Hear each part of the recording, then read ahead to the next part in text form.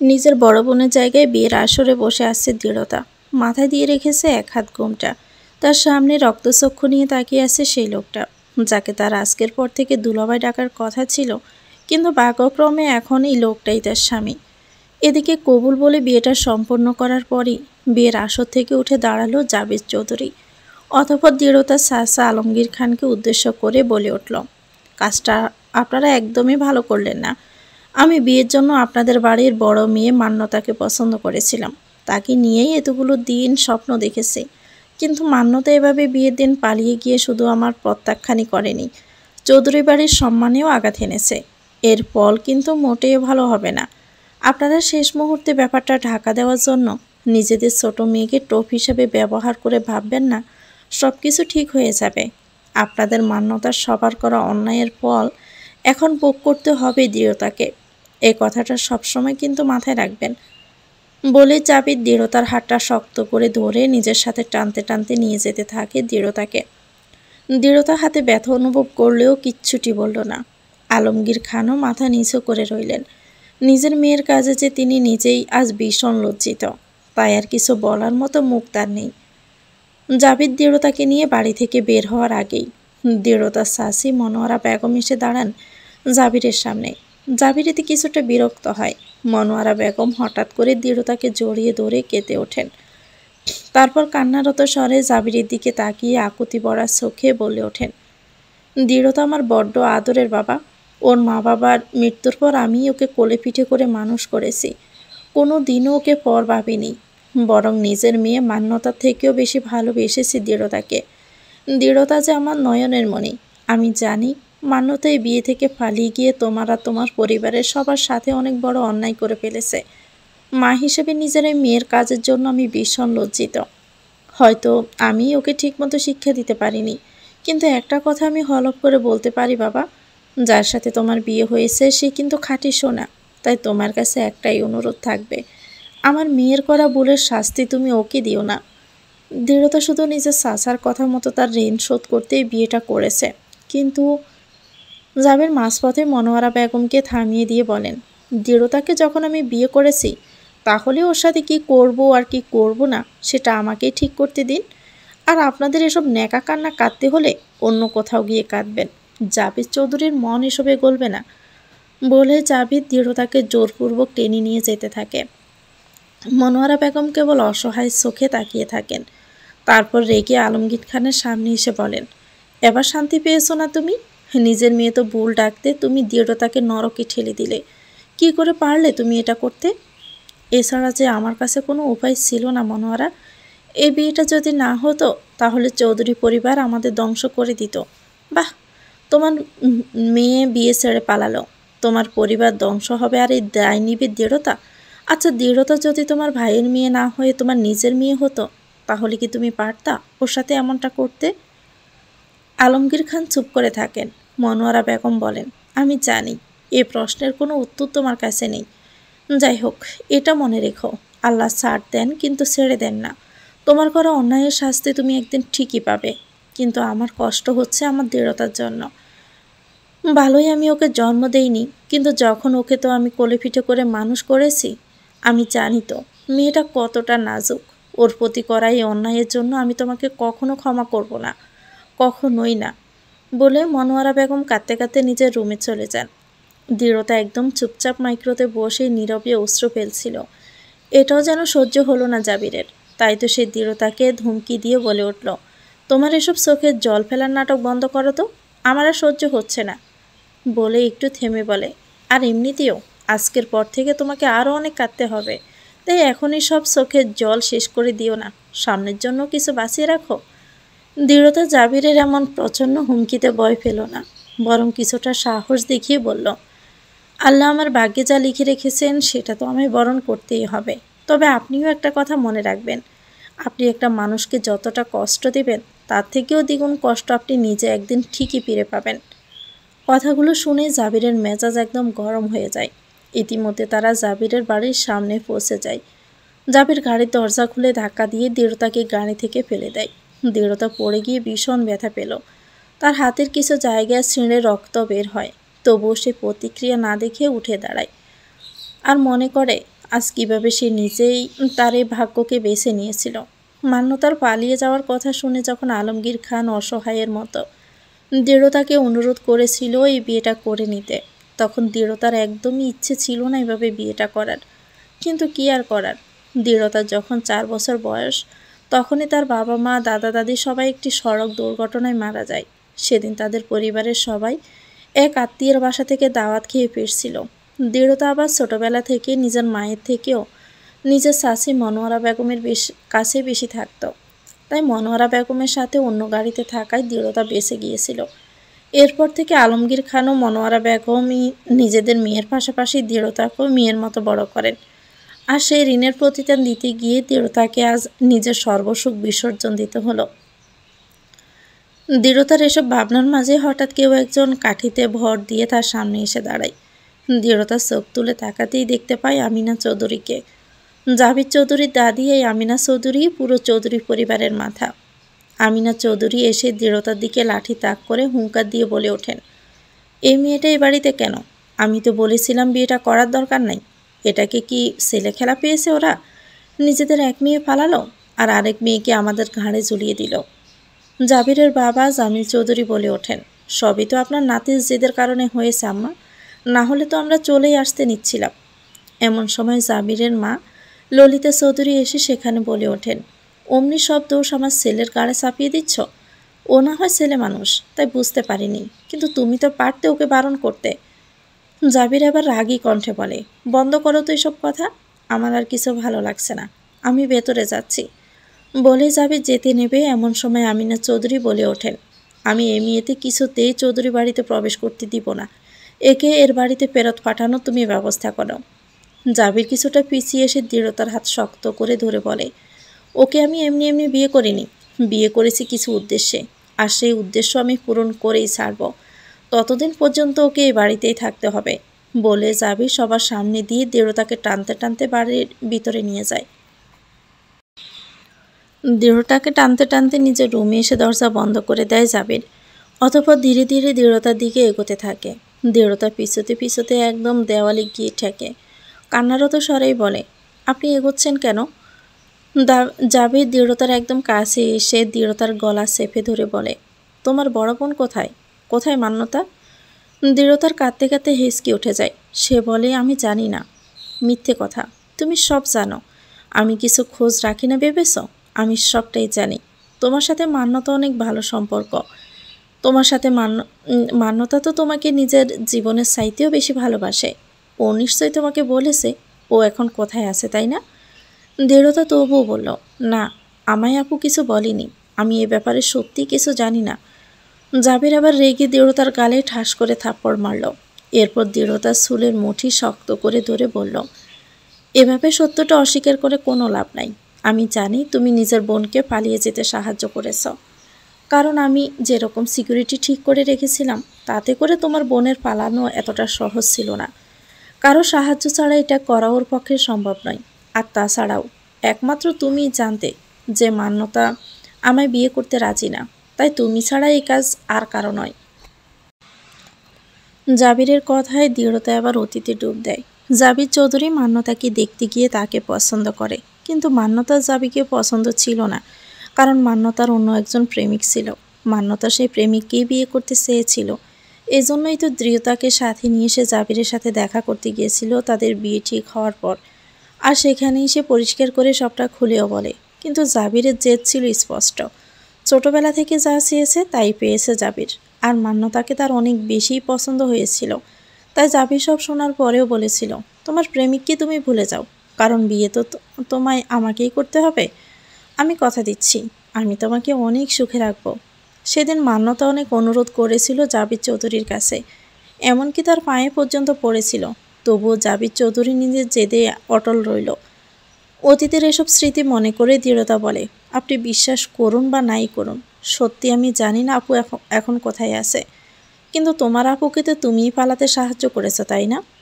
দৃঢ়তা এবার আর কিছু বলে না, কারণ সেই সাহায্য করেছিল মান্যতাকে। করবে না ভাই কেন? চাচাতো বোন হলেও দৃঢ়তা ও মান্যতার সম্পর্ক আপন বোনের থেকেও বেশি সুন্দর। তারা একে অপরের জন্য জীবনও দিতে প্রস্তুত। সেখানে দৃঢ়তা কিভাবে পারত? মান্যতার কষ্ট মেনে নিতে। মান্যতা যে তার মামাতো ভাই আবিরকে ভীষণ ভালোবাসে, কিন্তু মনোয়ারা বেগম ভাইয়ের সাথে মান্যতার বাবার পূর্বের দ্বন্দ্বের জন্য তাদের সম্পর্ক পারিবারিক স্বীকৃতি পাচ্ছিল না। আর তাই তো মান্যতার বাবা জাবিরের সাথে নিজের মেয়ের বিয়ে দিতে চাইলেন, যদিও এর পিছনে ব্যবসায়িক স্বার্থও ছিল। দৃঢ়তাকে চুপ দেখে জাবির বলে, এখনই সাহায্য করার ফল তোমাকে কিন্তু ভোগ করতে হবে। তোমার আপুকে তো আমি নিজের করে নেবই, সেটা যে কোনোভাবেই হোক না কেন, কিন্তু তার আগে আমায় তোমাকে তোমার করা অন্যায়ের শাস্তি দিতে হবে। বলে জাবির ওয়াল হুক থেকে একটা ব্লেড হাতে নিল। দৃঢ়তার চোখের ইশারায় জাবিরকে অনুরোধ করলো এমনটা না করতে, কিন্তু জাবির দৃঢ়তা সে অনুরোধ গ্রাহ্য করল না। সে নির্দয়ের মতো বেল্ট দিয়ে ফেটাতে লাগলো দৃঢ়তাকে। অবস্থা এমন হয়ে গেল যে দৃঢ়তার চিৎকারে পুরো বাড়ি মাথায় উঠল। একটু পরে দৃঢ়তার জ্ঞান হারানো দশা হলো। তার হাত, পিঠ, গলা সব জায়গায় আঘাতের দাগ। এমন সময় দরজায় কারো কড়া নাড়া শব্দ পাওয়া যায়। জাবির বিরক্ত হয়ে থেমে গেল। অতঃপর গিয়ে দরজা খুলে দিল। দরজা খুলতেই ভিতরে ঢুকে এলেন একজন মধ্যবয়সী নারী। পরনে তার একটা সাদা শাড়ি। তিনি এসে দৃঢ়তার কাছে এসে তাকে আগলে নিয়ে বললেন, এসব কি হচ্ছে জাবির? এতটা অমানুষ হয়ে গেছো তুমি? এভাবে কেন মারছো মেয়েটাকে? ও তোমার স্ত্রী হয়। জাবির নিজের রাগকে যথাসম্ভব নিয়ন্ত্রণ করে বলে, তুমি এসবের মধ্যে এসো না চাচি। এই মেয়েটা মান্যতাকে পালিয়ে যেতে সাহায্য করেছে। ওর জন্য আমি মান্যতাকে নিজের করে পাইনি। ওকে আমি শেষ করেই দেবো আজ। আনিকা চৌধুরী আবার ভীষণ রেগে বলেন, ছি, আমি ভেবেছিলাম তোমার শরীরে চৌধুরী বাড়ির রক্ত বইলেও তুমি অন্যদের মতো নাও, কিন্তু এখন তো দেখতে পাচ্ছি এ বাড়ির অন্য সদস্যদের সাথে তোমার কোনো পার্থক্য নাই। জানো, আমার খুব আফসোস হতো, কেন আল্লাহ আমায় মা হওয়ার সৌভাগ্য দিলেন না, কেন আমার স্বামীকে আমার কাছ থেকে কেড়ে নিলেন অল্প বয়সে। কিন্তু আজ তোমার এই রূপ দেখার পর আমার মনে হচ্ছে ভালোই হয়েছে যে আল্লাহ আমায় তোমার মতো কোনো নরপশুর মা বানায়নি। যদি বানাতেন তাহলে আমি নিজের হাতে নিজের সন্তানকে শেষ করে দিতাম।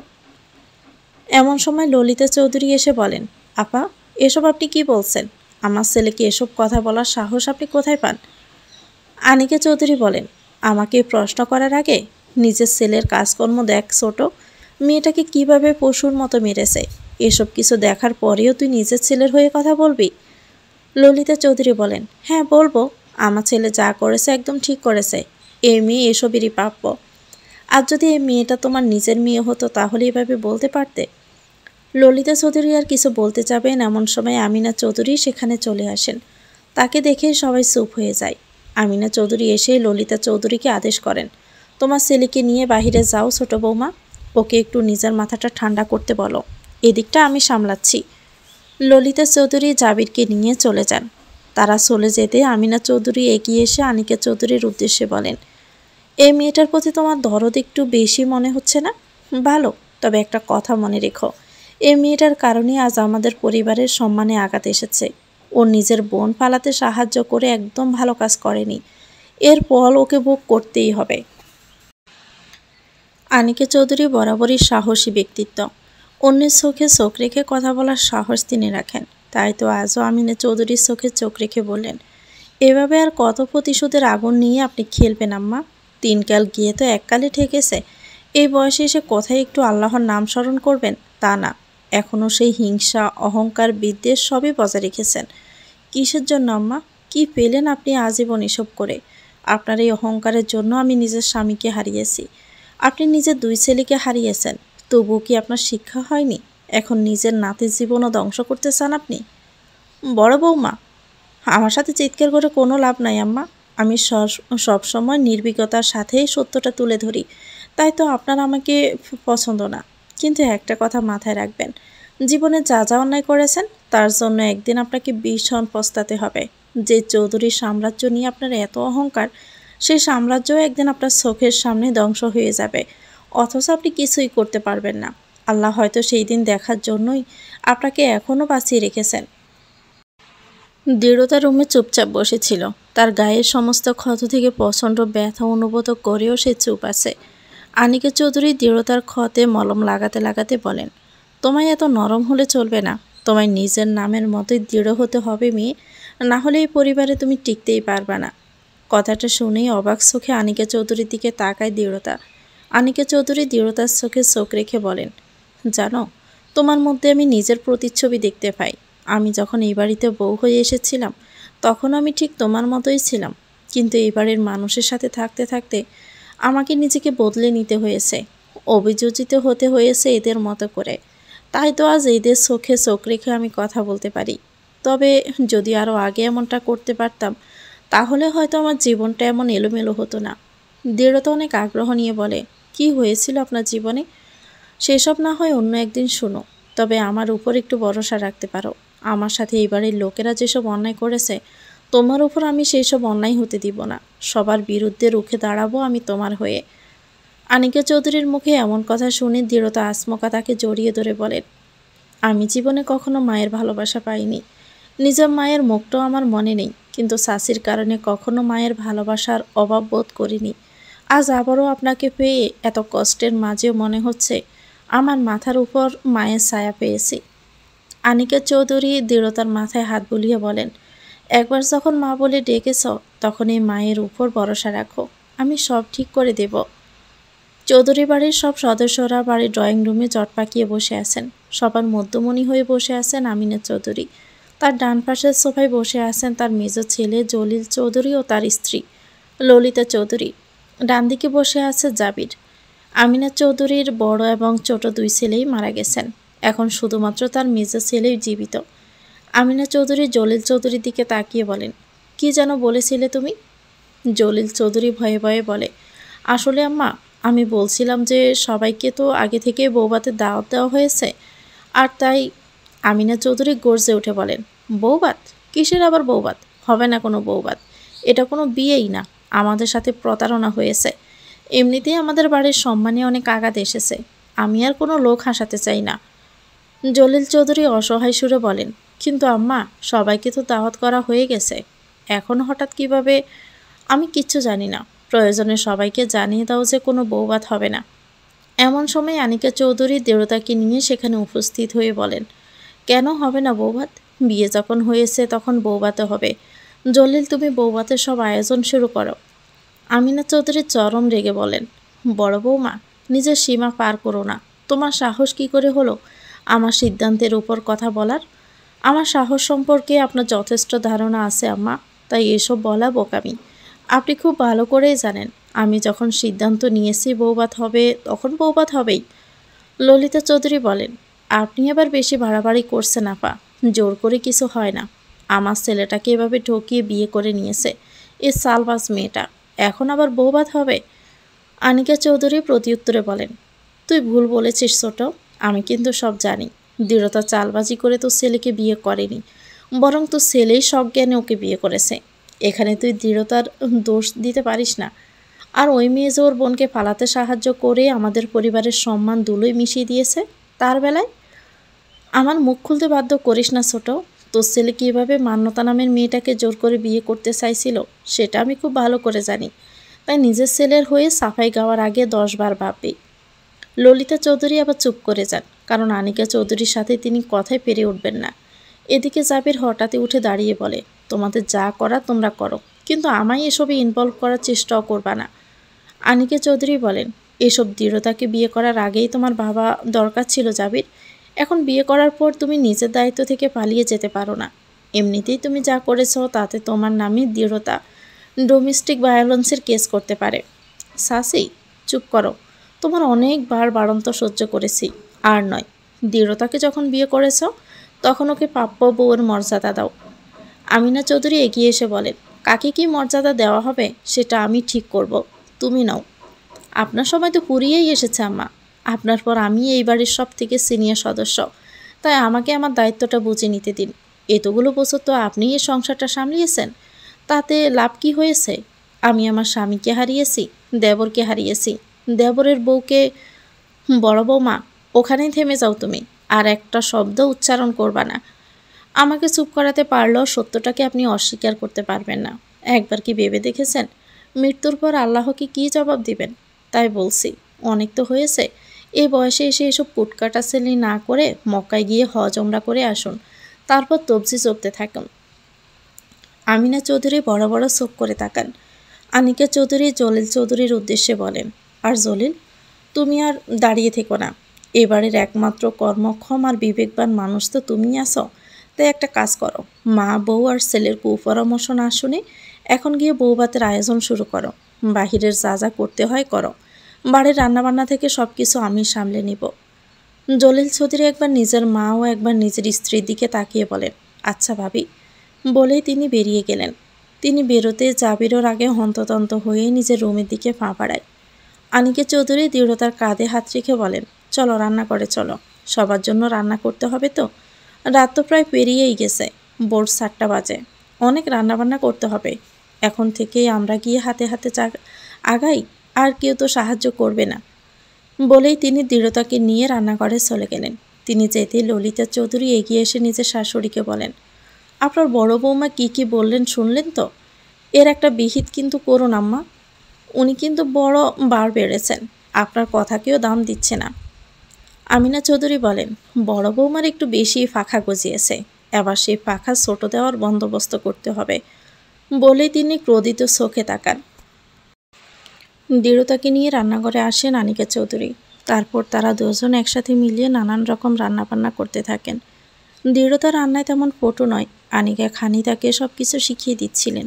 একসময় আনিকা চৌধুরী বলেন, আচ্ছা রান্না তো প্রায় সব শেষ, বাকি যেটুকু আছে তুমি করে নাও। আমি একটু বাগানের গাছগুলোই পানি দিয়ে আসছি, তুমি তো বাকিটা সামলাতে পারবে নিশ্চয়ই। হ্যাঁ চাচি, আপনি চান, বাকিটা আমি সামলে নিব। দৃঢ়তার কথা নিশ্চিত হয়ে আনিকা চৌধুরীও চলে যান বাগানের দিকে। এদিকে দৃঢ়তা রান্নায় মনোযোগ দেয়। সে এভাবে একাই সব কিছু সামলানোর চেষ্টা করছিল। এমন সময় হঠাৎ করে ললিতা চৌধুরী সেখানে চলে আসে। তাকে দেখে দৃঢ়তা কিছু অবাক হয়। ললিতা চৌধুরী এসে দৃঢ়তার উদ্দেশ্যে বলেন, এই মেয়ে, আম্মা চা চাচ্ছেন, ওনার জন্য একটু চা করে নিয়ে যাও। সকাল থেকে তো রান্নাঘর দখল করে আসো, যেই না বিয়ে তার আবার বউবাদ। ললিতা চৌধুরীর এমন কথায় দৃঢ়তা কষ্ট পেলেও হাসি মুখে বলে, ঠিক আছে, আপনি একটু অপেক্ষা করুন, আমি এখনই চা করে দাদিমাকে দিয়ে আসছি। বলে সে গ্যাসের উপর চা বসিয়ে দিল। ললিতা চৌধুরী একটু সরে আসেন। চা তৈরি করা হয়ে যেতে দৃঢ়তা সেটা নিয়ে ড্রয়িং রুমের দিকে যেতে থাকেন। ড্রয়িং রুমে গিয়ে দৃঢ়তা দেখে আমিনা চৌধুরী সোফায় বসে আছেন আর খবরের কাগজ পড়ছেন। দৃঢ়তা তার কাছে গিয়ে চা বাড়িয়ে দিতেই আমিনা চৌধুরী দৃঢ়তার দিকে তাকিয়ে রাগী ভাব নিয়ে চায়ের কাপটা ছুঁড়ে মারেন। এতে কিছু চা এসে দৃঢ়তার হাতে পড়ে। দৃঢ়তার যন্ত্রণায় আহ করে ওঠে। আমিনা চৌধুরী দাঁত কটমট করে বলেন, এই মেয়ে, তোমার সাহস কি করে হলো আমার জন্য চা আনার? কি ভেবেছোটা কি? বড় বৌমাকে পাশে পেয়ে নিজেকে কি হুনু ভাবতে শুরু করেছ? আমরা কেউই তোমাকে এবারের বউ হিসেবে মেনে নেইনি, তাই যতই তোমার বৌভাত হোক আমরা কেউ তোমার হাতের এক গ্লাস পানিও স্পষ্ট করব না। দৃঢ়তা অশ্রুসিক্ত কণ্ঠে বলল, আমাকে মা বললেন আপনার জন্য চা করে নিয়ে আসতে, আর তাই তো আমি। এমন সময় ললিতা চৌধুরী সেখানে এসে বলেন, এই মেয়ে, খবরদার, আমায় তুমি মা বলবা না। আমি তোমাকে ছেলের বউ হিসাবে স্বীকারই করি না, আর তাই আমাকে মা ডাকার অধিকার তোমার নাই। আর তুমি তো বেশ দুরন্দর, নিজের অন্যায় করে এখন আবার আমার গাড়ির দোষ চাপাচ্ছ। জানেন আম্মা, আমি আপনার জন্য চা করে আনতে গেছিলাম রান্নাঘরে, কিন্তু এই মেয়ে আমায় রান্নাঘরে ঢুকতেই দিল না, বরং আমায় বললেও নিজেই চা করবে আপনার জন্য। আমি কত করে বললাম যে আপনি ওর হাতে বানানো চা খাবেন না, তবুও আমার কোনো কথাই সে মানল না। ললিতা চৌধুরীর এমন জঘন্য মিথ্যাচারে দৃঢ়তা হতবাক হলো, কিন্তু কিছুই বলল না। আমিনা চৌধুরী রেগে বললেন, এখনও সঙ্গের মতো এখানে দাঁড়িয়ে প্যাস প্যাস করে কাঁদছ কেন? তোমার এসব ন্যাকামি দেখার সময় আমাদের নেই, দূর হও বলছি এখান থেকে, তোমার মুখও আমি দেখতে চাই না। চোখের জল মুছে চুপচাপ রান্নাঘরের দিকে চলে গেল দৃঢ়তা। কষ্টকে বুকে চাপা দিয়ে রান্নায় মন দিল। কিছু সময় পর আনিকা চৌধুরী বাগান থেকে এসে বললেন, রান্না শেষ হলো? হ্যাঁ চাচি, প্রায় শেষ, এখন শুধু পরিবেশন করা বাকি। তোমার গলা এমন কেন লাগছে দৃঢ়তা? তুমি কি কাঁদছিলে? আমি যাওয়ার পর কি আবার কেউ তোমাকে কিছু বলেছে? না, আসলে বাড়ির কথা খুব মনে পড়ছিল। আনিকা চৌধুরী দৃঢ়তার মাথায় হাত বুলিয়ে বলেন, তুমি না বললেও আমি ঠিকই বুঝতে পারছি, নিশ্চয়ই এই অমানুষগুলো আবারও তোমার সাথে কোনো জুলুম করেছে। তোমার জায়গা তো একদিন আমিও ছিলাম, তাই আমার থেকে কিছু তুমি লুকাতে পারবে না। তবে একটা কথা কি জানো, আমার পাশে দাঁড়ানোর জন্য কেউ না থাকলেও তোমার পাশে দাঁড়ানোর জন্য কিন্তু আমি আছি, তাই আমার থেকে কিছু লুকাবে না, বুঝলে? দৃঢ়তা মাথা নাড়ালো। বউভাতের সময় হয়ে এসেছে, অনেক আত্মীয় স্বজন আসছে। এত অচেনা মানুষের ভিড়ে দৃঢ়তা ভীষণ অস্বস্তি বোধ করছে। তাছাড়া চৌধুরী পরিবারের কেউই নিচে নামেনি। শুধুমাত্র আনিকা চৌধুরী একা সব আত্মীয়কে স্বাগত জানাচ্ছে আর সবার সাথে দৃঢ়তার পরিচয় করিয়ে দিচ্ছে। জলিল চৌধুরী যদিও বা থাকতে চেয়েছিল, কিন্তু আমিনা চৌধুরীর কড়া বাসায় নিষেধের করার পর তিনিও আর আসেননি। এদিকে আগত অতিথিদের অনেকেই তেড়া চোখে দৃঢ়তাকে দেখছে, যা দৃঢ়তার অস্বস্তির কারণ হয়ে দাঁড়াচ্ছে। এরই মধ্যে একজন মহিলা এগিয়ে এসে আনিকা চৌধুরীকে বললেন, শুনলাম এই মেয়ের বড় বোনের সাথে নাকি আপনাদের বাড়ির ছেলের বিয়ে ঠিক হয়েছিল, তারপর সেই মেয়ে পালিয়ে যাওয়ায় নাকি একে আপনাদের গলায় ঝুলিয়ে দিয়েছে। তাই কি আপনি ছাড়া আর কেউ এখানে নেই? আনিকা চৌধুরী জবাব দেন, মোটেও এমন নয়, বরং আমাদের বাড়ির ছেলে জাবির নিজেই জেদ করে দৃঢ়তাকে বিয়ে করেছে, ওর পরিবার থেকে ঝুলিয়ে দেওয়া হয়নি। এর মধ্যে হঠাৎ করে জাবির সেখানে চলে আসে। জাবিরকে দেখা মাত্রই আনিকা চৌধুরী বলে ওঠেন, এই তো এসে গেছে জাবির, এবার আপনারাই সবাই ওর মুখ থেকে সত্যটা শুনুন। জাবির দৃঢ়তার দিকে রাগের চোখে তাকালো। দৃঢ়তার চোখ নামিয়ে নিল। আনিকা চৌধুরী জাবিরকে ধরে নিয়ে এসে দৃঢ়তার পাশে দাঁড় করিয়ে বলল, আজকে বর বউয়ের এভাবে একসাথে পাশাপাশি থাকার নিয়ম। তুমি দৃঢ়তার পাশে থাকো, সবার সাথে নিজের স্ত্রীর পরিচয় করিয়ে দাও, নিজেদের দাম্পত্য জীবনের জন্য দোয়া চাও। জাবির হঠাৎই ভীষণ রেগে দৃঢ়তাকে ধাক্কা দেয়, যাতে দৃঢ়তা ফ্লোরে পড়ে যায়। আনিকা চৌধুরী এসে দৃঢ়তাকে টেনে তুলে বলেন, এসবের মানে কি জাবির? কেন ধাক্কা মারলে ওকে? জাবির খেপা কণ্ঠে বলে, এ বিয়ের কোনো মানে নেই। আমি শুধু প্রতিশোধ নিতে দৃঢ়তাকে বিয়ে করেছি, কারণ ও নিজের বোনকে পালিয়ে যেতে সাহায্য করে, আমাদের পরিবারের সম্মানে আঘাত করেছে। এই প্রথম ওর জন্য আমি নিজের পছন্দের কিছু পাইনি, সে জেদ থেকেই বিয়েটা করা। তার মানে এই নয় যে ওকে আমি স্ত্রীর স্বীকৃতি দেব। এই বিয়েটা শুধু নামের বিয়ে। আমি তো আজ ওকে এই অবধি টাচ করেও দেখিনি, আর করবও না। আমি তো শুধু অপেক্ষায় আছি মান্যতার ফিরে আসার। মান্যতা ফিরে এলেই আমি ওকে নিজের করে নেব, কারণ যে জিনিস আমার পছন্দ তাকে আমি নিজের করে তবেই দম নেই। আনিকা চৌধুরী বলেন, তুমি কি নিজের সব বিবেক হারিয়ে ফেলেছ? নিজের স্ত্রীর সামনে দাঁড়িয়ে আরেক মেয়েকে বিয়ে করতে চাইছ? এরই মধ্যে দৃঢ়তা বলে ওঠে, আপনি মান্যতা আপুকে কখনোই পাবেন না, কারণ এতক্ষণেই ওনার অন্য কারোর সাথে বিয়ে হয়ে গেছে। কথাটা শুনে জাবির রেগে দৃঢ়তার দিকে আসতে লাগলো। তখনই আনিকা চৌধুরী দৃঢ়তাকে আগলে ধরল। জাবিরের চোখ রাগে লাল হয়ে গেছে। এই অবস্থাতে জাবির বাড়ি থেকে বেরিয়ে যায়। তারপর নিজের গাড়িতে উঠে জোরে ড্রাইভ করতে থাকে। এদিকে বৌভাতের অনুষ্ঠান যেন পণ্ডল হয়ে যায়। সবাই কিছু না কিছু বলা বলি করছিল। দৃঢ়তা কেঁদিয়ে চলছে। আনিকা চৌধুরী তাকে সামলায়। রাতে জাবির এখনও বাড়ি ফেরেনি, তাই বাড়ির সবাই দুশ্চিন্তা করছে। ললিতা চৌধুরী কান্নাকাটি করে বলছেন, সব হয়েছে ওই কুফা মেয়েটার জন্য। ওই মেয়ের জন্যই আমার ছেলে এখনও বাড়ি ফিরছে না। জলিল চৌধুরী বিরক্ত স্বরে বলেন, এখন এসব দোষারোপ বাদ দিয়া নিজের ছেলের জন্য চিন্তা করো। ওকে ফোনেও পাওয়া যাচ্ছে না, ওর কোনো বন্ধু ওর খোঁজ দিতে পারছে না। উফ, কী যে করি এখন। এমন সময় হঠাৎ জলিল চৌধুরীর ফোন বেজে ওঠে। তিনি ফোনটা রিসিভ করতে বিপরীত দিক থেকে কিছু শুনে আর্তনাদ করে বলেন, কি, আমার ছেলে অ্যাক্সিডেন্ট করেছে? দৃঢ়তা আনিকা চৌধুরীর জন্য খাবার নিয়ে যাচ্ছিল না, মাঝপথে কথাটা শুনেই দাঁড়িয়ে পড়ে। জাবিরের অ্যাক্সিডেন্টের কথা শুনেই তার হাত থেকে খাবারের থালা পড়ে যায়। দৃঢ়তা জাবিরের অ্যাক্সিডেন্টের কথা শুনে ভীষণ হতবাক হয়। তার মনে কেমন জানি অনুভূত হয়। এদিকে ললিতা চৌধুরীও আহাজারি শুরু করে বলেন, আমার ছেলেটার কি হয়ে গেল?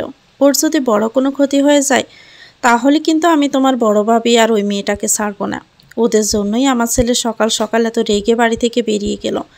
আর এখন না, আমি আর কিছু ভাবতে পারছি না। ওগো, তুমি আমার জলদি হসপিটালে নিয়ে চলো। আমার ছেলেকে না দেখা পর্যন্ত আমি শান্তি পাবো না। জলিল চৌধুরী কিছু বলতে যাবেন, এমন সময় আমিনা চৌধুরী এসে বলেন, কি হয়েছে? নিচ থেকে এত আওয়াজ শুনে ছুটে এলাম রুম থেকে।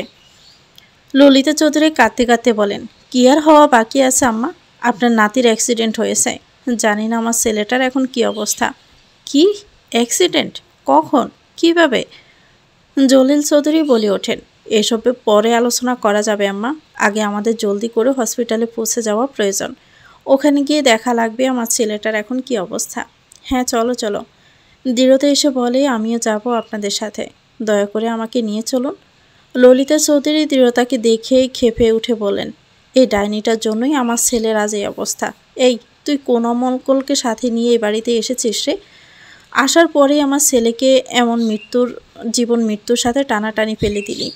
এখন আবার ঢং করে আমাদের সাথে যেতে চাচ্ছিস কেন? আমার ছেলেকে না খেয়ে কি তোর শান্তি হবে না? এমন সময় আনিকা চৌধুরী ছুটে এসে বলেন, ছোট, এসব কি বলছিস? নিজেদের বাসা সামলা, এভাবে কথা বলা ঠিক না। তোর মানসিক অবস্থা আমি বুঝতে পারছি, কিন্তু তাই বলে এভাবে কথা বলা কোনোভাবেই জাস্টিফাই করা যায় না।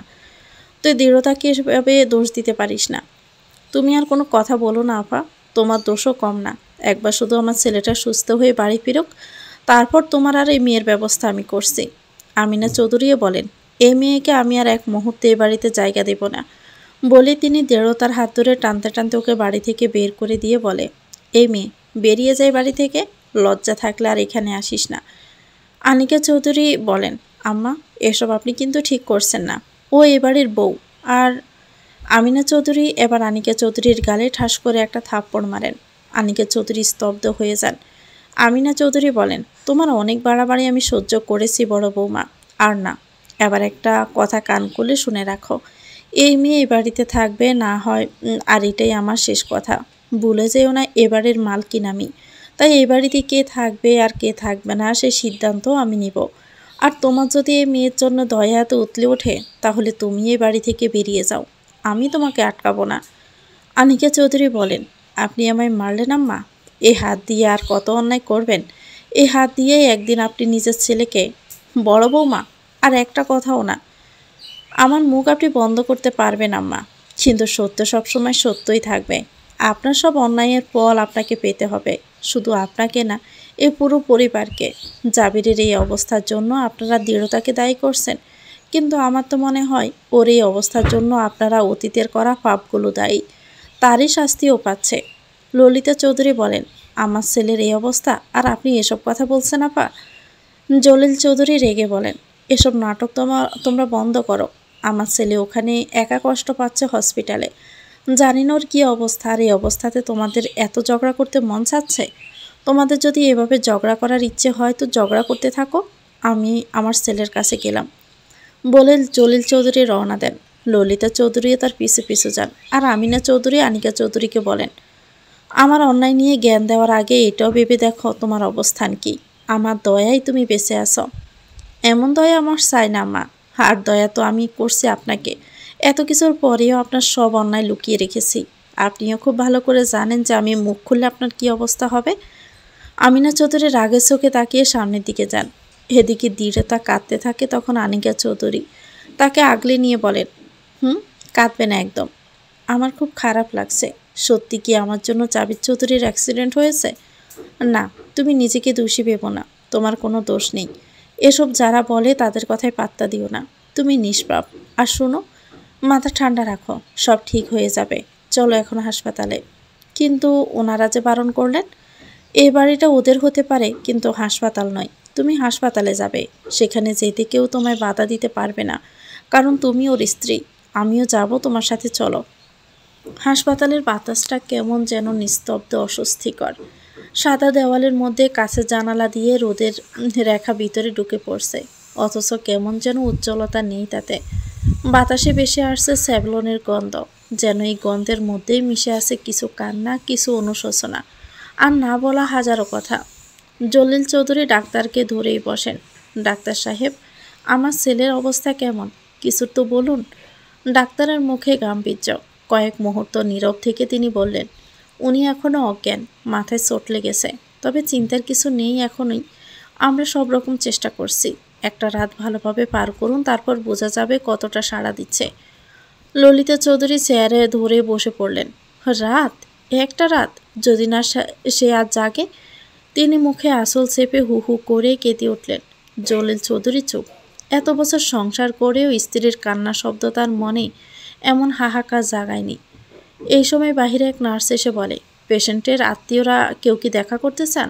5 মিনিটের জন্য অনুমতি দেওয়া হয়েছে। ললিতা উঠে দাঁড়াতে জলিল চৌধুরী বলেন, তুমি বসো, আমি আগে যাই। তুমি দুর্বল, কিছু হলে সামলাতে পারবে না। ভিতরে ঢুকতে জলিল চৌধুরীর পা হোঁচট খেলো মেঝেতে পড়ে থাকা স্ট্রেচারের একটা কোণায়। একটু কেঁপে গেলেন তিনি। ছেলের মুখে অক্সিজেন মাস্ক, সাদা ব্যান্ডেজ মাথায়, চোখ দুটো বন্ধ। এত শান্ত মুখ। জীবনের এমন একটা ভয়াবহ সময়ও ছেলেটা যেন ঘুমিয়ে আছে, ক্লান্ত অথচ নিরীহ। দৃঢ়তাকে সাথে নিয়ে হাসপাতালের বাহিরে এসে দাঁড়িয়েছেন আনিকা চৌধুরী। তাদের উদ্দেশ্য এখন জাবিরকে দেখতে যাওয়া। তবে দৃঢ়তার মনে এখনও ভয় ছিল যে তাকে দেখে না জানি সবাই কেমন আচরণ করে। আনিকা চৌধুরী দৃঢ়তার মনোভাব বুঝতে পেরে বলেন, আমি জানি দৃঢ়তা তুমি কী ভাবছ। তোমার ভাবনা অমূলক নয়, তবে এটা মনে রেখো, এই পরিবারের সদস্যদের এত ভয় পেলে চলবে না। তুমি এদের যত ভয় পাবে এরা তোমার ঠিক ততটাই দমিয়ে রাখার চেষ্টা করবে। তাই তুমি যদি এদের বিরুদ্ধে লড়াই করতে চাও তাহলে তোমায় এদের চোখে চোখ রেখেই কথা বলতে হবে। কিন্তু সাসি, আমি এখন মিস্টার জাবির চৌধুরীর সাথে দেখা করতে চাই। উনি এই মুহূর্তে অসুস্থ, আর এটা একটা হাসপাতাল, তাই আমি চাই না এখানে কোনো ঝামেলা হোক। তোমার ভাবনা সঠিক, আমরা এভাবে গেলে ঝামেলা হতে পারে, তাই আমরা এভাবে যাব না। তাহলে কিভাবে যাব? আনিকা চৌধুরী হাসপাতালের সামনে দাঁড়ানো কিছু নার্সদের দিকে ইশারা করে বলেন, এইভাবে। ললিতা চৌধুরী ও আমিনা চৌধুরী জাবিরের কেবিনের সামনে বসে আছেন। ললিতা চৌধুরী নিজের ছেলের সুস্থতার জন্য আল্লাহর কাছে দোয়া করছেন। অপরদিকে আমিনা চৌধুরী নিজের মনে কোনো এক ভাবনায় লিপ্ত আছেন। এরই মধ্যে দুজন নার্স, যাদের মুখে মাস্ক দিয়ে ঢাকা, তারা জাবিরের কেবিনের দিকে প্রবেশ করছিল। আমিনা চৌধুরী তাদের দেখে হঠাৎ করে বলে ওঠেন, দাঁড়ান। উপস্থিত দুজন নার্সের মধ্যে একজনকে ভীত লাগছিল, তবে অপর একজন তাকে চোখ ইশারা দিয়ে সাহস দেন। তারপর আমিনা চৌধুরীর চোখে চোখ রেখে বলেন, জি বলুন, আমাদের বাড়ির ছেলের এখন কি অবস্থা? ও ঠিক হয়ে যাবে তো? সেটা তো ডাক্তাররাই ভালো বলতে পারেন, আমরা তো শুধু নিজের দায়িত্বটা পালন করতে পারি। তুমি এসো, বলে আরেকটি নার্সকে ইশারা করে ভিতরে নিয়ে চলে যায়। আমিনা চৌধুরী ললিতা চৌধুরীর উদ্দেশ্যে বলেন, নার্সটার গলার স্বর কেমন চেনা চেনা লাগলো না? আর আমার কেন জানি না মনে হচ্ছে এদের চেহারাও কেমন চেনা চেনা লাগলো। ললিতা চৌধুরী বলেন, আপনি ওনাদের কিভাবে চিনবেন আম্মা? মনে হয় কোনো ভুল হচ্ছে, ওরা তো সাধারণ নার্স। আমিনা চৌধুরী বলেন, তাই হবে হয়তো। এদিকে জাবিরের কেবিনে প্রবেশ করে জাবিরকে অসাড় হয়ে শুয়ে থাকতে দেখে আবেগপ্রবণ হয়ে কেঁদে ফেলে দৃঢ়তা। আনিকা চৌধুরী দৃঢ়তার কাঁধে হাত রেখে বলেন, কেঁদো না, তোমাকে শক্ত হতে হবে। এভাবে ভেঙে পড়লে একদম চলবে না, নিজেকে শক্ত করো। মূলত তারা দুজনেই নার্সের ছদ্মবেশে জাবিরকে দেখতে এসেছে। এটাই ছিল আনিকা চৌধুরীর বুদ্ধি। দৃঢ়তা কান্নারত স্বরে বলে, আমার ভীষণ খারাপ লেগেছে ওনার জন্য। আমার উপর রাগ করে বোধ হয় ওনার আজ এই অবস্থা। ওনার বড় কোনো ক্ষতি হয়ে গেলে যে আমি নিজেকে ক্ষমা করতে পারবো না। আনিকা চৌধুরী দৃঢ়তাকে নিজের বুকের সাথে জড়িয়ে ধরে বলেন, তুমি কোনো চিন্তা করো না দৃঢ়তা, জাবিরের কিছু হবে না। তুমি এখানে থাকো, আমি সব ব্যবস্থা করে দিচ্ছি। নার্স হিসাবে তুমি জাবিরের সেবা করে যাও, নিজের স্বামীকে সুস্থ করে তোলো। যেটা আমি পারিনি সেটা তুমি করে দেখাও। নিজের স্বামীকে ধরে রাখো নিজের কাছে। বলতে বলতে আনিকা চৌধুরী কেঁদে ফেলেন। দৃঢ়তা নিজের চোখের জল মুছে বলে, আমি চেষ্টা করব, কিন্তু চাচি, যদি কিছু মনে না করেন, আপনি কি আমাকে বলতে পারেন আপনার স্বামীর সাথে ঠিক কী হয়েছিল? আমি যতদূর জানি এই পরিবারে কিছু রহস্য অবশ্যই লুকিয়ে আছে। আপনি কি আমায় সেসব বলতে পারবেন? আনিকা চৌধুরী বলেন, সেসব বলার সঠিক সময় এখনো আসেনি। সময় হলে আমি ঠিকই তোমাকে বলবো। আপাতত তুমি থাকো এখানে, আমি আসছি।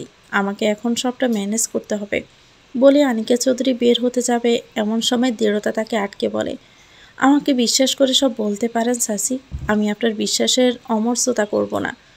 আনিকা চৌধুরী একটু নরম হলেন। দৃঢ়তাকে কিছু বলতে যাবেন, এমন সময় তার দৃশ্যপটে কিছু স্মৃতি ভেসে ওঠে। তার স্বামীর রক্তমাখা হাত এবং তার বলা শেষ কথা, আমাকে তুমি কথা দাও আনিকা, তুমি কখনো কাউকে এ ব্যাপারে কিছু বলবে না। আমার করা অন্যায়গুলো কখনো কারো সামনে প্রকাশিত করবে না। এটাই আমার শেষ চাওয়া তোমার কাছে। বলে লোকটা মৃত্যুর কোলে ঢলে পড়ল। এসব কিছু মনে পড়তে আনিকা চৌধুরী কোনো কিছু না বলে বেরিয়ে যান। এদিকে দৃঢ়তা ভাবতে থাকে, চাচি হয়তো আমায় কিছু বলতে চাইছেন না, তবে আমাকে সব কিছু জানতেই হবে, কারণ এর সাথে যে আমার জীবনও ওতপ্রোতভাবে জড়িত। কথাটা বলার পরে দৃঢ়তা নিজের গলায় থাকা একটি হাড়ে স্পর্শ করে, যেখানে একজন মহিলার ছবি ছিল। দৃঢ়তা বিড়বিড় করে বলে, আমায় সব রহস্য উদ্ঘাটন করতেই হবে মা। আনিকা চৌধুরী হাসপাতাল থেকে সোজা বের হয়ে একটা কবরস্থানের বাহিরে গিয়ে দাঁড়িয়ে থাকেন। দূর থেকে কবরস্থানের দিকে তাকিয়ে থাকেন, তার চোখ খুঁজছে একটি নির্দিষ্ট কবরকে। কিছু সময় এদিক ওদিক তাকিয়ে খোঁজার পর তার চোখ যায় একটি নির্দিষ্ট কবরস্থানে। রজনীগন্ধা ফুলের গাছের নিচে থাকা সেই কবরস্থানের দিকে তাকিয়ে আনিকা চৌধুরী ক্রন্দনরত স্বরে বলেন, কেন মৃত্যুর আগে তুমি আমায় এমন জঘন্য একটা শর্ত দিয়ে গেলে? শুধু তোমার দেওয়া শর্তের কারণে আমি তোমার মাকে তার কৃতকর্মের শাস্তি দিতে পারিনি। এতে যে আমি শুধু তোমার কাছে না, আরও 2জন ব্যক্তির কাছে সারা জীবনের মতো দোষী হয়ে রয়ে গেলাম বলে আনিকা চৌধুরী কান্নায় ভেঙে পড়েন। 2 দিন পর জাবের নিজের বেডে উঠে বসে তার তত্ত্বাবধানে থাকা নার্সের সাহায্যে গতকালকে সে নিজের জ্ঞান ফিরে পেয়েছে। তারপর থেকে এই নার্সটাই তার খেয়াল রাখছে সবসময়। জাবিরকে বাথরুমে নিয়ে যাওয়া থেকে শুরু করে রাতে তার গরম লাগায় হালকা পাখার বাতাস থেকে শুরু করে সব ছোট বড় সুবিধা অসুবিধারই খেয়াল রাখছে এই নার্সটি। জাবিরেরও ভীষণ ভালো লাগছে নার্সটির সান্নিধ্য। নার্সটি নিজের মুখ ঢেকে রেখেছে মাস্ক দিয়ে, তাই তার মুখ দেখেনি জাবির। এরই মধ্যে একজন ডাক্তার জাবিরের কেবিনে প্রবেশ করে বলে, গুড মর্নিং মিস্টার জাবির চৌধুরী, এখন আপনি কেমন অনুভব করছেন? জাবির হালকা হেসে বলে, আগে থেকে যথেষ্ট ভালো অনুভব করছি। যাই হোক, আপনাদের এখানকার নার্সরা কিন্তু বেশ কার্যকরী। নিজের আপন জনেরাও বোধহয় এভাবে কারো সেবা করে না যেভাবে আপনাদের হাসপাতালের নার্সরা করে। কথাটা শুনে নার্স রফি দৃঢ়তার চোখে জল চলে এলো। দৃঢ়তা বলে, আপনি কি কখনো বুঝবেন না আমি আপনার কতটা আপন? এরই মধ্যে ললিতা চৌধুরী কেবিনে প্রবেশ করেন। জাবিরকে আগের থেকে অনেকটা সুস্থ দেখে তিনি ক্রন্দনরত স্বরে বলেন, জাবির, আমার বাচ্চা, তুমি ঠিক আছো তো? তোমার কিছু হয়নি তো? আম্মু, আমি একদম ঠিক আছি, তুমি কোনো চিন্তা করো না। চিন্তা না করে কি আর উপায় আছে? আমি 2 দিন থেকে কি দুশ্চিন্তার মাঝে আছি বলে বোঝাতে পারবো না। আল্লাহর কাছে লাখ লাখ শুক্রিয়া যে তুমি সুস্থ হয়ে গেছো। এখন জলদি বাসায় ফিরে চলো। তোমার এই অবস্থায় দৃঢ়তা মেয়েটার জন্যই হয়েছিল। ওকে আর আমি তোমার কাছে ঘেঁষতে দিব না। এমন সময় জাবির বলে ওঠে, কোথায় দৃঢ়তা এখন? জানি না, যেখানেই থাকুক, জাহান নামে যাক, কিছু যায় আসে না। তুমি সুস্থ হয়েছো, এটাই আমার জন্য যথেষ্ট। জাবিরকে হাসপাতাল থেকে বাড়িতে নিয়ে আসার প্রস্তুতি চলছে। তবে এক্ষেত্রে এক নতুন সমস্যা দেখা যাচ্ছে। জাবিরের এখন সর্বক্ষণ দেখাশোনা করার জন্য একজন লোক দরকার। আর জাবির বলে দিয়েছে, হাসপাতালেই যে নার্স তার দেখাশোনা করেছে তাকেই যেন তার দেখাশোনার দায়িত্বে রাখা হয়। এদিকে জাবিরের দাদি আমিনা চৌধুরীর নার্সের উপর প্রথম থেকে সন্দেহ, তাই তিনি জাবিরের প্রস্তাব শুনে বলেন, এভাবে তো আমরা যার তার উপর তোমার দেখাশোনার দায়িত্ব দিতে পারি না। তুমি আমার কথা শোনো, আমি এই শহরের সেরা নার্সকে ঠিক করব তোমার জন্য, কিন্তু তুমি এমন কথা বলো না যে এভাবে অজানা অচেনা একটা নার্সকে তোমার দায়িত্ব দিতে হবে। জাবির জেদ দেখিয়েই বলে, আমার যা বলার আমি বলে দিয়েছি দাদি, ওই নার্সই আমার সেবা করবে, অন্য কোনো নার্স নয়। ললিতা চৌধুরীও শাশুড়ির কাছে অনুরোধ করে বলেন, রাজি হয়ে যান না আম্মা, আমার ছেলেটা কি ভীষণ কষ্ট পাচ্ছে, আপনি অন্তত একটু বিষয়টা বোঝার চেষ্টা করেন। আমিনা চৌধুরী আবার বাধ্য হয়ে বলেন, বেশ, আমি তোমার শর্ত মেনে নিলাম, তবে তার আগে আমি ওই মেয়েকে দেখতে হবে। মেয়েটাকে না দেখা পর্যন্ত এভাবে আমি নিয়োগ দিতে পারবো না। মেয়েটা সব সময় মাস্ক পরে থাকে, তাই ওর উপর আমার এত সন্দেহ। এমন সময় একজন ডাক্তার আসতে আমিনা চৌধুরী বলেন, যে নার্সটা জাবিরের সেবা করেছিল তাকে এখানে নিয়ে আসুন। ডাক্তার বলেন, আচ্ছা একটু অপেক্ষা করুন, আমি নিয়ে আসছি। আমিনা চৌধুরী অপেক্ষা করতে থাকেন। একটু পরে নার্সটি ভিতরে আসে। আমিনা চৌধুরী বলেন, এ মেয়ে, তুমি মাস্ক খোলো। নার্সটি থায় দাঁড়িয়ে থাকে। আমিনা চৌধুরী আবার রেগে গিয়ে নিজে মেয়েটির মাস্ক খুলে দেন আর অবাক হয়ে যান, কারণ এই মেয়েটি সম্পূর্ণ অচেনা একজন মেয়ে ছিল। জাবির বলে, দেখলে তো দাদি, তুমি শুধু শুধু সন্দেহ করছিলে। এই মেয়েটাকে তো আমরা কেউই চিনি না, ও কেন শুধু শুধু আমাদের ক্ষতি করতে চাইবে? তোমার বুঝতে কোথাও একটা ভুল হয়েছিল। আমিনা চৌধুরী বলেন, এত বড় ভুল আমার হবে বলে মনে হয় না। এ মেয়ে, সত্যি করে বলো তো, তুমি কি সত্যি সে মেয়ে যে জাবিরের সেবা করছিলে? নার্সটি মাথা নাড়িয়ে বলে, জি। আমিনা চৌধুরী ভাবেন, কণ্ঠস্বরটা একটু অন্যরকম লাগছে যেন। তবে এখন আপাতত তিনি এ বিষয় নিয়ে কিছু বললেন না। জাবির বলে, দাদি, এখন তুমি এসব সন্দেহ বাদ দিয়ে ওকে নিয়ে আমাদের বাসায় চলো, ও অনেক ভালোভাবেই আমার খেয়াল রাখতে পারবে। আমিনা চৌধুরী বলেন, বেশ, তবে তাই হোক। আমি এই মেয়েকে তোমার নার্স হিসাবে নিয়োগ দিচ্ছি। কিছুটা দূরে লুকিয়ে কথাটা শুনে নেন আনিকা চৌধুরী, আর সাথে সাথে তার মুখে হাসি ফুটে ওঠে। তিনি তার পাশে দাঁড়ানো দৃঢ়তার কাঁধে হাত রেখে বলেন, তৈরি হয়ে নাও দৃঢ়তা, এবার তোমার সব থেকে বড় পরীক্ষা আসতে চলেছে। এবার তোমায় নিজের স্বামীকে সম্পূর্ণ সুস্থ করে তুলতে হবে, তার মনে নিজের জন্য জায়গা করে নিতে হবে। পারবে তো তুমি? দৃঢ়তা আত্মবিশ্বাসের সাথে বলে, পারবো, আমাকে পারতে হবেই। আনিকা চৌধুরী এবার দূর থেকে আমিনা চৌধুরীর দিকে তাকিয়ে বলেন, আপনি চলেন ঢালে ঢালে, তো আমি চলি পাতায় পাতায়। এবার দেখতে থাকুন না সামনে আরও কি কি হয়। মূলত তিনি এই নকল নার্সটিকে নার্স সাজিয়ে পাঠিয়েছেন, যাতে করে আমিনা চৌধুরী সহ বাকি সবাইকে ধোঁকা দেওয়া যায়। এক সপ্তাহ পর জাবির বিছানায় শুয়ে আরাম করছে। এখনও সে ভালো করে হাঁটতে পারে না। হাঁটার জন্য কারো না কারো সাহায্যের প্রয়োজন হয়, আর তাকে সর্বদাই সাহায্য করে তার জন্য নিয়োগকৃত নার্স। এই এক সপ্তাহে মেয়েটি বিরামহীনভাবে তার সেবা করে গেছে। জাবেরা যতটুকুই সুস্থ হতে পেরেছে সবটাই মেয়েটার অবদান। জাবের আজকাল নার্সটির ব্যবহারে ভীষণ মুগ্ধ। নার্সটি তার সামনে তেমন একটা কথা বলে না, শুধু হুঁ হাঁ করে উত্তর দেয়, কিন্তু তার খেয়াল রাখতে একদমই কার্পণ্য করে না। জাবিরাজ সন্ধ্যাবেলায় হঠাৎ করে বলে উঠে বসে, এই যে মিস শুনুন। দৃঢ়তা একটু বাহিরে যাওয়ার জন্য প্রস্তুত হচ্ছিল। এমন সময় জাবিরের ডাক শুনে থেমে যায়। জাবির নিজের ক্রাচে ভর দিয়ে উঠে দাঁড়িয়ে বলে, আমায় একটু বেলকুনিতে নিয়ে যাবেন? দৃঢ়তা মাথা নাড়িয়ে জাবিরকে নিয়ে বেলকুনিতে যায়। জাবির সেখানে গিয়ে বলে, জানেন, এখানকার ফ্রেশ বাতাস আমার ভীষণ ভালো লাগে। দৃঢ়তা চুপ করে থাকে। জাবির আবার খানিকটা বিরক্তি স্বরে বলে ওঠে, আচ্ছা, আপনি সবসময় এতটা চুপচাপ কেন থাকেন? বোবা তো নন আপনি, আর মুখেও সবসময় মাস্ক পরে থাকেন। সত্যি করে বলুন তো, আপনি কি কোনো কিছু আড়াল করতে চাচ্ছেন? দৃঢ়তা আবার ভীষণ ঘাবড়ে যায়। গলার সুর যতটুকু সম্ভব পরিবর্তন করে বলে, না না, আপনি ভুল ভাবছেন। আমি ভুল ভাবছি না ঠিক, সেটা না হয় একটু পরে বিবেচনা করলেন। আগে এটা বলুন, আপনার উদ্দেশ্য কী? আপনি কি শুধুই আমার সেবা করার জন্যই এখানে এসেছেন? দৃঢ়তা বেশ বিরক্ত হয়ে বলে, না, আপনার সব সম্পত্তি হাতিয়ে নিতে এসেছি। বলে সে চলে যেতে নিতেই জাবি তার হাত শক্ত করে ধরে বলে, আর পালিয়ে লাভ নেই। আপনার আসল পরিচয় আমি জেনে গেছি। বয়ে দৃঢ়তার আবার হৃদস্পন্দন বন্ধ হওয়া দশা। সে মনে মনে দোয়া দুরুজ পড়তে লাগলো। জাবির নিজের মুখটা একদম দৃঢ়তার কানের কাছে নিয়ে আসে। জাবিরের গরম নিঃশ্বাস পড়ছিল দৃঢ়তার কানে। দৃঢ়তা কিছু বলতে যাবে তার আগেই হঠাৎ আসমকা জাবির দৃঢ়তা থেকে দূরে সরে এসে বলে, আপনি মেবি খুব ফেমাস কোনো নার্স, রাইট? এজন্যই এত বেশি ডিমান্ড আপনার। যখনই আপনি আমার পাশে থাকেন আমার ভীষণ ভালো অনুভব হয়। মনে একটা আশা জাগে যে আমি জলদি সুস্থ হতে পারবো। দৃঢ়তা একটা স্বস্তির নিঃশ্বাস ফেলে বলে, ধন্যবাদ। আপনার কণ্ঠস্বরটা ভীষণ ভালো মেবি। আচ্ছা, আমায় একটা গান শোনাবেন? আমার না খুব গান শুনতে মন চাইছে। গান? প্লিজ না করবেন না, একটা গানই তো শোনাতে বললাম। অগত্যায় দৃঢ়তা গান শুরু করলো। বলতে বলতে হঠাৎ করে দৃঢ়তার চোখ দিয়ে জল গড়িয়ে পড়ে। জাবির দৃঢ়তা সে চোখের পানি মুছে দিয়ে বলে, কাঁদছেন কেন? আপনাকে কি কেউ কষ্ট দিয়েছে? আমার ভীষণ কাছের একজন মানুষ। আচ্ছা, বুঝলাম, যে আপনার কষ্ট বোঝে না তার জন্য কেঁদে লাভ কি, বুঝলেন? দৃঢ়তা মাথা নাড়িয়ে রুম থেকে বেরিয়ে যায়, আর জাবির মুগ্ধ চোখে দৃঢ়তা যাওয়ার দিকে তাকিয়ে থাকে। দৃঢ়তা জাবিরের রুম থেকে বের হয়ে সামনের দিকে হাঁটছিল।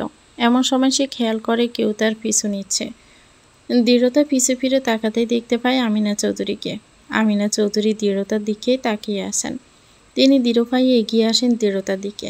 তারপর খানিক হেসে বলেন, তোমার গানের গলাটা শুনলাম, ভীষণই সুন্দর। ললিতা চৌধুরীও আমিনা চৌধুরীর পাশেই ছিল। জাবিরও ততক্ষণে নিজের রুম থেকে বাহিরে আসে।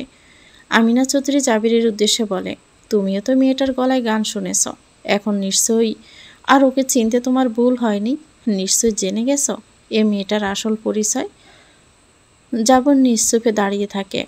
এদিকে আমিনা চৌধুরী এগিয়ে এসে দৃঢ়তার মুখ থেকে মাস্ক সরিয়ে দিতেই বলেন, বেশ ভালোই তো খেলা খেললে মেয়ে, কিন্তু দিন শেষে তোমার আসল পরিচয় আমরা জেনে গেলাম।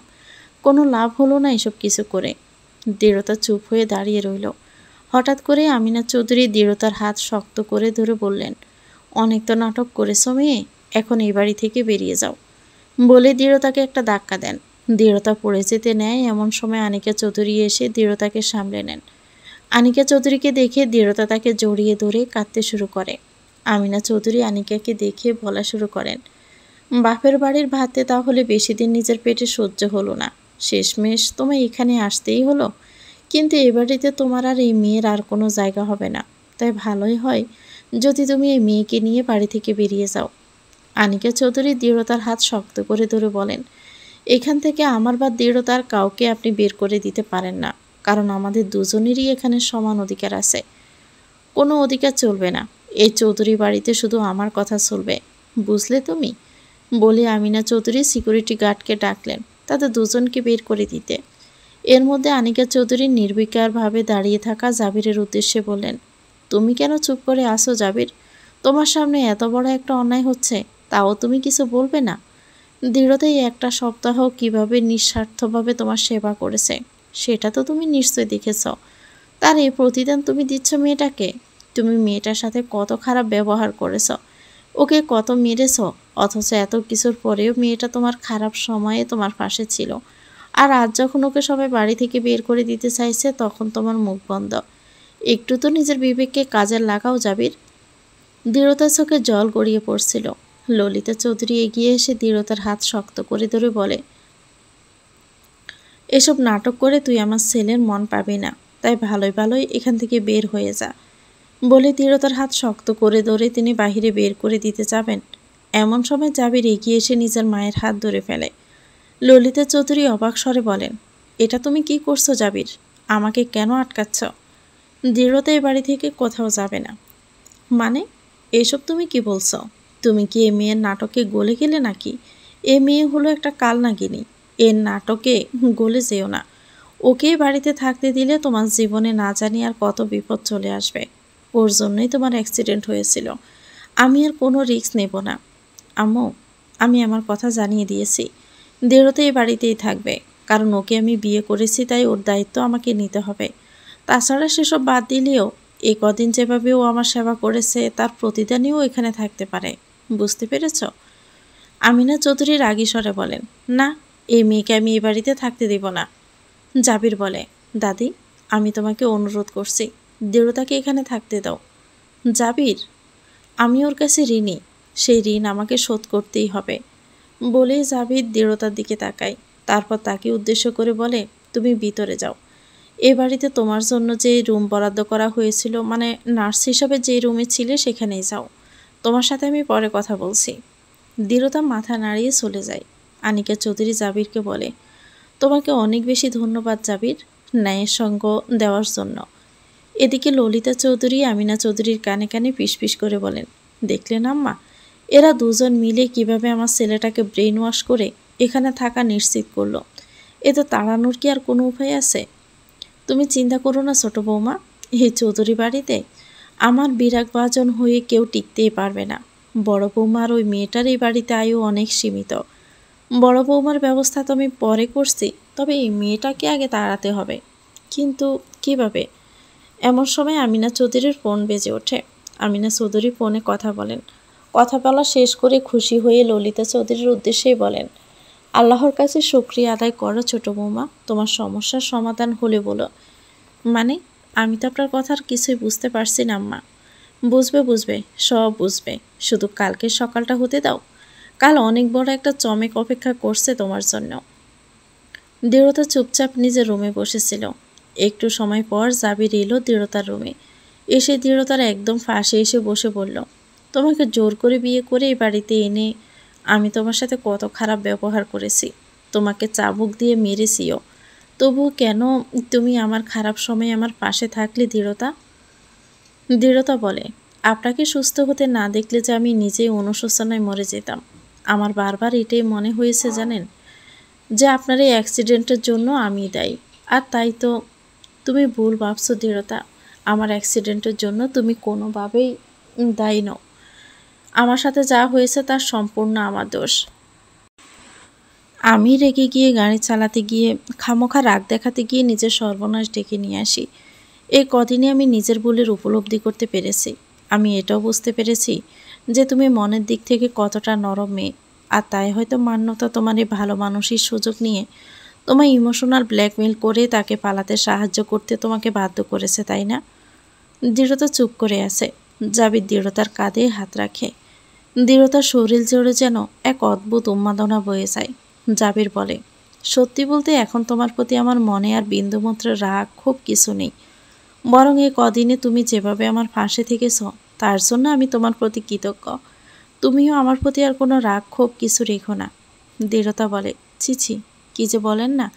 আমি আপনার প্রতি রাগ করতে কেন যাব? আমার কোনো রাগ নেই। জেনে ভালো লাগলো। আমরা কিন্তু চাইলেই আমাদের মধ্যে একটা স্বাভাবিক বন্ধুত্বের সম্পর্ক তৈরি হতে পারে। তুমি কি আমার বন্ধু হবে দৃঢ়তা? বলে জাবির দৃঢ়তার দিকে হাত বাড়িয়ে দেয়। দৃঢ়তা জাবিরের বাড়িয়ে দেওয়া হাত স্পর্শ করে বলে, অবশ্যই। অতঃপর দুজনের ঠোঁটে সূক্ষ্ম হাসির রেখা ফুটে ওঠে, যেন দুজনের মধ্যেই সকল তিক্ততা ভুলে এক নতুন মিষ্টি সম্পর্কের সূচনা ঘটল। দৃঢ়তা আজ ভীষণ সুন্দর করে সেজে উঠেছে। আনিকা চৌধুরী দৃঢ়তাকে সাজিয়ে দিয়েছে। এই সাজার অবশ্য একটা কারণও আছে। জাবির সুস্থ হওয়ায় আমিনা চৌধুরী আজ বাড়িতে একটা পার্টির আয়োজন করেছেন, আর সেই পার্টিতে যাওয়ার জন্যই মূলত প্রস্তুত হচ্ছে দৃঢ়তা। আনিকা চৌধুরী দৃঢ়তাকে সাজাতে সাজাতেই আনমনে বলে ওঠেন, আমার মন কেন জানি না বারবার অজানা আশঙ্কায় কেঁপে উঠছে। আমি আম্মাকে যতদূর চিনি, উনি এমনি এমনি তো কোনো কিছু করার মানুষ নন। ওনার মাথায় নিশ্চয়ই কোনো কিছু ঘুরছে। নিশ্চয়ই পার্টির পিছনে কোনো একটা কারণ রয়েছে। তুমি কিন্তু একটু সাবধানে থেকো দৃঢ়তা। আপনি কোনো চিন্তা করবেন না চাচি, আমি যথেষ্ট সাবধানে থাকার চেষ্টা করব। আনিকা চৌধুরী দৃঢ়তার মাথায় হাত বোলান, হালকা কণ্ঠে বলেন, তুমি একটু সামলে থেকো। জাবির আজ সুন্দর একটা নীল শেরওয়ানি পরেছে, যেটাতে তাকে অনেক বেশি সুন্দর লাগছে। এখনও তাকে ক্রচে ভিড় দিতে চলতে হচ্ছে, তবে দৃঢ়তার সেবায় সে এখন অনেকটাই স্বাভাবিক। ডাক্তার বলেছে খুব শীঘ্রই জাবির আবারও আগের মতো স্বাভাবিক হয়ে যাবে। দৃঢ়তা নিজের রুমেই বসেছিল। এমন সময় তার রুমের দরজায় এসে দাঁড়ায় সুদর্শন এক যুবক। দৃঢ়তা পিছনে ফিরে তাকিয়ে নীল শেষে পরিহিত জাবিরকে দেখে মুগ্ধ হয়ে যায়। দৃঢ়তার পরনেই একটা নীল শাড়ি। জাবির দৃঢ়তার দিকে এগিয়ে এসে বলে, বাহ, তোমাকে তো আজ খুব সুন্দর লাগছে। দৃঢ়তা একটা লজ্জা পেয়ে বলল, ধন্যবাদ, আপনাকেও অনেক সুন্দর লাগছে। জাবির দৃঢ়তার অনেক কাছে চলে আসে, যার ফলে দৃঢ়তার হৃদস্পন্দন বেড়ে যায়। তারপর জাবির নিজের হাতের পিছন থেকে একটা বক্স বের করে দৃঢ়তার সামনে এনে বলে, এটা তোমার জন্য। দৃঢ়তা অবাক হয়ে যায়, বলে, আমার জন্য? হ্যাঁ, তুমি যে সেবা শ্রম দিয়ে আমাকে সুস্থ করে দিয়েছ, তার জন্য ছোট্ট একটা উপহার। জানি এটা দিয়ে আমি ঋণ শোধ করতে পারবো না, তবুও ভাবলাম তোমার জন্য এটা ভালো হবে। এটাই তোমাকে অনেক ভালো লাগবে। কি আছে এটাতে? তুমি নিজেই খুলে দেখো। দৃঢ়তা গিফট বক্সটা খুলে দেখে ভিতরে অনেক সুন্দর একটা ডায়মন্ডের নেকলেস রয়েছে। এটা দেখে তো দৃঢ়তার চোখ কপালে উঠে যায়। সে বলে, এটা তো অনেক দামি হবে। পছন্দ হয়েছে তো? ভীষণ। অনেক ধন্যবাদ আমাকে এত সুন্দর একটা উপহার দেওয়ার জন্য। থাক, আর ধন্যবাদ দিতে হবে না। কালকে বললাম না, আমরা এখন থেকে বন্ধু, আর বন্ধুদের মাঝে এসব ধন্যবাদ বলে কিছু হয় না। এসো, আমি তোমার নেকলেসটা পরিয়ে দেই। দৃঢ়তা জাবিরের ব্যবহারে অবাকের পর অবাক হচ্ছিল। তার কাছে যেন সবটাই স্বপ্ন মনে হচ্ছে। জাবির দৃঢ়তার হাত থেকে নেকলেসটা নিয়ে নিজে তাকে পরিয়ে দেয়। তারপর আয়নার সামনে দাঁড় করিয়ে বলে, বাহ, এটাতে তো সত্যি তোমায় ভীষণ মানাচ্ছে। জাবিরের এতটা কাছে থাকায় দৃঢ়তার হৃদস্পন্দন বাড়ছিল। সে আরও দুর্বল হয়ে পড়ছিল জাবিরের প্রতি। জাবিরের গরম নিঃশ্বাস পড়ছিল দৃঢ়তার কাঁধে। দৃঢ়তা চোখ বন্ধ করেই বলে, হায় আল্লাহ, এত সুখও কি আমার কপালে লিখে রেখেছিলে তুমি? এখন শুধু একটু রহম করো, আর কোনো বিষাদের ছায়া আমার জীবনে তুমি প্রবেশ করতে দিও না। আমি যেন জাবিরকে নিয়ে একটা সুখী দাম্পত্য জীবন কাটাতে পারি, আর এই পরিবারের সবাই যেন আমাকে মেনে নেয়। ব্যাস, আমার আর কিছুই চাই না। দৃঢ়তাকে জাবিরের নেকলেস পরিয়ে দেওয়ার এই দৃশ্য দরজার বাহিরে থেকে দেখছিলেন আমিনা চৌধুরী। তার দুচোখ যেন জ্বলছিল। পরক্ষণেই তিনি হেসে বলেন, যত খুশি হওয়ার এখনই হয়ে নাও মেয়ে, কারণ তোমার এই সুখের আয়ু যে বড্ড অল্প। এখন যতটা খুশি হচ্ছ, ভবিষ্যতে তোমায় তার ঠিক দ্বিগুণ কষ্ট পেতে হবে, ভোগ করতে হবে। চৌধুরী বাড়িতে পার্টি শুরু হয়ে গেছে। আমিনা চৌধুরী আগত সকল গেস্টকে আমন্ত্রণ জানাচ্ছেন। তার সাথে জলিল চৌধুরী ও ললিতা চৌধুরীও রয়েছেন। আনিকা চৌধুরী একটু দূরে দাঁড়িয়ে খেয়াল করছিলেন যে আমিনা চৌধুরী আর ললিতা চৌধুরী এই দুইজনকে আজ যেন একটু বেশি খুশি খুশি লাগছে। অথচ কাল অবধি এতে দুজনের মনে কতটা বিষ ছিল। আনিকা চৌধুরী আবারও সচেতন হয়ে ভাবেন, নিশ্চয়ই এরা কোনো ভয়ানক পরিকল্পনা করছেন। আমাকে ব্যাপারটা দেখতেই হবে। অনেক কষ্টে দৃঢ়তা একটু সুখে দেখা পেয়েছে। এই সুখকে আমি আর হারিয়ে যেতে দিব না। আনিকা চৌধুরী এসবই ভাবছিলেন। এমন সময় ললিতা চৌধুরী তার পাশে এসে বলেন, কি ব্যাপার আপা, আপনি এখানে এত দুঃখী দুঃখী মুখে দাঁড়িয়ে আছেন কেন? আমার ছেলে সুস্থ হয়ে ওঠার জন্য যে এত সুন্দর একটা পার্টির আয়োজন করা হয়েছে, সেটা কি আপনার পছন্দ হয়নি? কেন পছন্দ হবে না ছোট? আমার তো আর তোর মতো নিজ মানসিকতা নেই। হ্যাঁ, তুমি তো সবসময় এভাবেই আমায় কথা শোনাও। এ আর নতুন এমন কি? আচ্ছা সত্য করে একটা কথা বলতো, তোর আর আমার মনে কি চলছে? এই পার্টির আড়ালে নিশ্চয় তোরা কোনো ষড়যন্ত্রের জাল বুনেছিস, তাই না? ও আপা, তুমি এত চালাক কেন? যাই হোক, এটুকু যখন ধরতেই পেরেছো আর একটু ধৈর্য ধরো, তোমার নিজের চোখেই সব দেখতে পাবে। ললিতা চৌধুরীর এমন কথায় আনিকা চৌধুরী ব্রু কুঁচকান। এদিকে জাবির ও দৃঢ়তা একসাথে নিচে নেমে আসে। দৃঢ়তা জাবিরের হাত ধরেছিল। দৃঢ়তার এসব কিছু অনেক ভালো লাগছিল। তার মনে হচ্ছিল খুব শীঘ্রই হয়তো তার আর জাবিরের মধ্যে সব কিছু ঠিক হতে চলেছে। আমিনা চৌধুরী জাবিরকে দেখে তাকে সামনে নিয়ে গিয়ে সবার উদ্দেশ্যে বলে, আপনারা জানেন আমার নাতির উপর দিয়ে কিছুদিন আগে কি জ্বর চলে গেছে, আর সেই জ্বরের প্রকোপ কমায় আজ আমি এই পার্টির আয়োজন করেছি। আপনারা সবাই একটু আমার নাতির জন্য দোয়া করবেন, যেন ওর জীবন থেকে জ্বর সম্পূর্ণরূপে দূর হয়ে যায়। অবশ্য সেই অ্যারেঞ্জমেন্ট আমি নিজেই করেছি। আমার নাতি আমার দু চোখের তারা। ছোটবেলা থেকে ও আমার কাছে যা চেয়েছে তা পেয়েছে। ওর সব ইচ্ছে আমি পূরণ করেছি, আর এখনও আর অন্যথা হবে না। ওর সব থেকে বড় ইচ্ছেও খুব শীঘ্রই পূরণ হবে। জাবির অবাক স্বরে বলে, মানে? এমন সময় চৌধুরী বাড়ির গেট দিয়ে একটা লাল শাড়ি পরিহিত মেয়ে দৌড়াতে দৌড়াতে প্রবেশ করে। আকুল কণ্ঠে বলে ওঠে, দৃঢ়তা। দৃঢ়তা গলার স্বরটা শুনিয়ে হতবাক হয়ে যায়। পিছন ফিরে তাকিয়ে আরও বেশি হতবাক হয়ে বলে, মান্যতা আপু। জাবিরও অবাক হয়ে তাকায় মান্যতার দিকে, সাথে উপস্থিত সবাই। মান্যতা দৌড়ে এসে দৃঢ়তাকে জড়িয়ে ধরে। দৃঢ়তা নিজেও বড় বোন সুলভ এই নারীটিকে জড়িয়ে ধরে কাঁদতে থাকে। মান্যতা বলতে থাকে, তুই ঠিক আছিস তো দৃঢ়তা? আমার ভুলের জন্য তোকে নিশ্চয়ই অনেক কষ্ট ভোগ করতে হয়েছে। তুই আর একদম চিন্তা করিস না, আমি এবার এসে গেছি, আমি সব ঠিক করে দিব। জাবির চোখে প্রবল প্রশ্ন নিয়ে মান্যতার দিকে তাকিয়েছিল। মান্যতা দৃঢ়তাকে ছেড়ে দিয়ে জাবিরের দিকে তাকিয়ে বলল, আমার জন্য আমার বোনকে আর কষ্ট দিবেন না। আমার ভুলের শাস্তি আপনি আমায় দিন, ওকে নয়। ওকে আপনি মুক্তি দিন এবার। আনিকা চৌধুরী বিচক্ষণ চোখে সবটা পর্যবেক্ষণ করছিলেন। তিনি নিজের অভিজ্ঞতা থেকে বুঝতে পারলেন, এটাই তাহলে ছিল আমিনা চৌধুরীর প্ল্যান। নিশ্চয়ই আবার খুব খারাপ কিছু হতে চলেছে। মান্যতাকে এখানে নিয়ে আসার পিছনে তার নিশ্চয়ই বড় কোনো উদ্দেশ্য রয়েছে। তো ভিউয়ার্স, গল্পটির নাম হচ্ছে ওরা মনের গোপন চিনে না, লিখেছেন দিশামণি। এটা গল্পের প্রথম অংশ। পরবর্তী অংশ পেতে চ্যানেলটিকে সাবস্ক্রাইব করে আমাদের সাথে থাকবেন। ভিডিও ভালো লাগলে একটি লাইক দিয়ে দিবেন, কমেন্ট করে জানাবেন কেমন লেগেছে। আল্লাহ হাফেজ, আসসালামু আলাইকুম।